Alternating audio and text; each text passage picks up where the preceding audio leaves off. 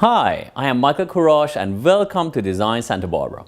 This week we are in Santa Barbara Design Center and I'm excited to share with you an entire episode dedicated to one of my favorite topics, art. Our first profile will be of American artist Georgia O'Keeffe. Born in Wisconsin in 1887 to Irish and Hungarian dairy farmers, Georgia decided she wanted to be an artist by the age of 10. When her family moved to Virginia, at the turn of the century, Georgia stayed in Wisconsin to complete her education. Upon graduation, she moved to Illinois and began attending the School of Art Institute of Chicago, studying with Dutch-American artist John Henry van der Poel. After taking a year off to recover from typhoid fever, Georgia O'Keeffe moved to New York City and began studying at the Art Students League of New York. There she studied under American master William Merritt Chase, and in 1908 she won the league's William Merritt Chase Still Life Prize for her oil painting Dead Rabbit with Copper Pot. Her prize was a scholarship to attend the league's outdoor summer school in Lake George, New York. While in the city, O'Keeffe visited galleries such as 291, co-owned by her future husband, photographer Alfred Stieglitz. The gallery promoted the work of avant-garde artists from the United States and Europe and photographers. In late 1908, O'Keeffe made the decision not to pursue a career as a fine artist. Her father had recently declared bankruptcy and her mother was terminally ill. With no financial support, she moved back to Chicago and took up work as a commercial artist until 1910. After 4 years without painting, she began teaching art at various schools around the Midwest, including some institutes that she had attended as a child.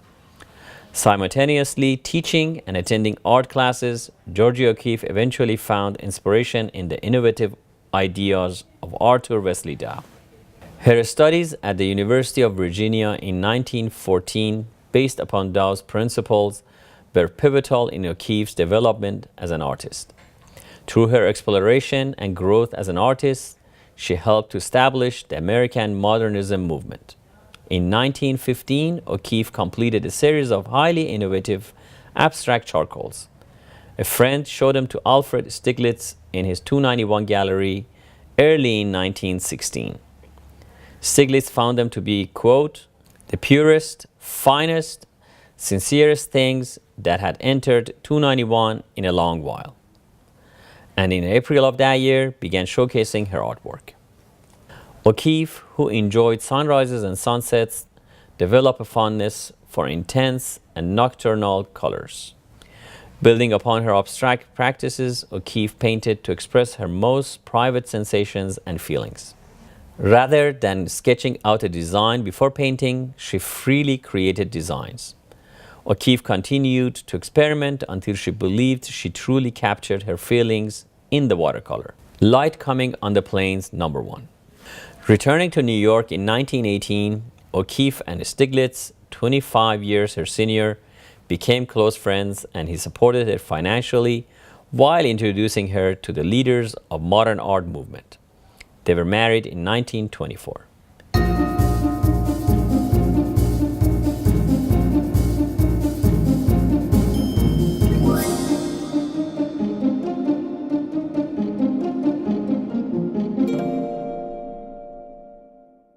O'Keeffe began creating simplified images of natural things, such as leaves, flowers, and rocks. Inspired by Precisionism, the green apple, completed in 1922, depicts her notion of simple, meaningful life. O'Keeffe said that year, "It is only by selection, by elimination, and by emphasis that we get at the real meaning of things." After having moved into a 30th floor apartment in the Shelton Hotel in 1925, O'Keeffe began a series of paintings of the city, skyscrapers, and a skyline. One of the most notable works, which demonstrates her skill of depicting the buildings in the Precisionism style, is the Radiator Building, Night, New York. In 1924, Stieglitz arranged a simultaneous exhibit of O'Keeffe's works of arts and his photographs at Anderson Galleries, and arranged for other major exhibits. The Brooklyn Museum held a retrospective of her works in 1927. In 1928, he announced to the press that 6 of her calla lily paintings sold to an anonymous buyer in France for $25,000. But there is no evidence that this transaction occurred the way Stiglitz reported. However, due to the press, O'Keeffe's paintings sold at a higher price from that point forward. By the late 20s, she was noted for her work as an American artist, particularly for the paintings of New York City, skyscrapers, and close-up paintings of flowers. In 1929, Georgia O'Keeffe traveled to Taos, New Mexico, an event which started a relationship with the Southwest that would last the rest of her life. Her marriage was a tumultuous one, with Stiglitz admitting to several affairs over the years. She was hospitalized with depression and abandoned her art for a considerable time in the early 1930s. In 1940, Georgia O'Keeffe discovered the Ghost Ranch in New Mexico and immediately fell in love with the location. She moved there and split her time between New Mexico and New York. Upon Stiglitz's death in 1946, O'Keeffe spent 3 years selling his estate, then moved to New Mexico permanently. Todd Webb, a photographer she met in the 1940s, moved to New Mexico in 1961. He often made photographs of her, as did numerous other important American photographers, who constantly presented O'Keeffe as a loner, a severe figure, and self-made person.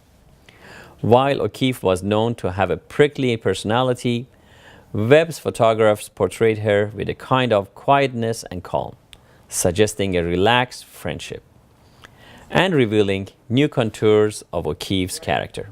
O'Keeffe enjoyed traveling to Europe and then around the world, beginning in the 1950s. Several times she took rafting trips down the Colorado River, including a trip down the Glen Canyon, Utah area in the 1961 with Webb.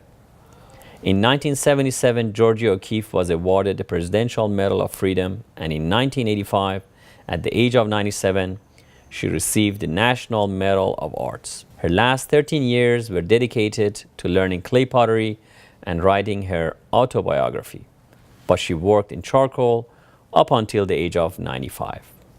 When Georgia O'Keeffe passed away in 1986 at the age of 98, her ashes were scattered on her beloved Ghost Ranch, and the Georgia O'Keeffe Museum was established in Santa Fe. In 2014, O'Keeffe's 1932 painting, Jimson Weed, sold for $44.4 million, more than 3 times the previous world auction record for any female artist. I hope you have enjoyed this look into the fascinating life of Georgia O'Keeffe.